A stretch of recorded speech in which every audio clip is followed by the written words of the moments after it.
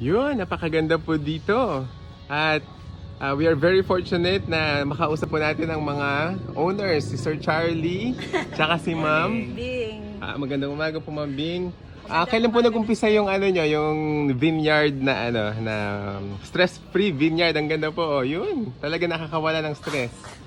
Ano sir, nagtanim ako since April 17, 2017. Yun. Actually, ano lang ito, katuwaan ko.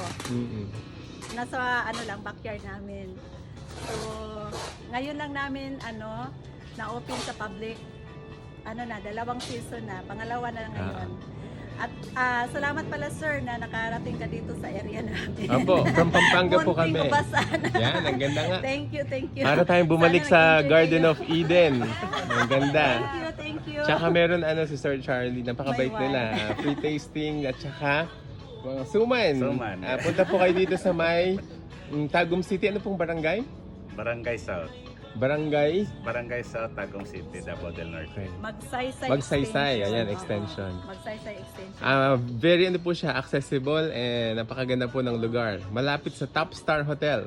Ayan. nasa ano lang. Sa likod. Punta po kayo Likod. dito. Congratulations po, Sir Charlie. Thank you, sir. Congratulations po, Ma'am B. Thank you. And ito yung aking kasama. Thank you, madam. Ganda. Ganda.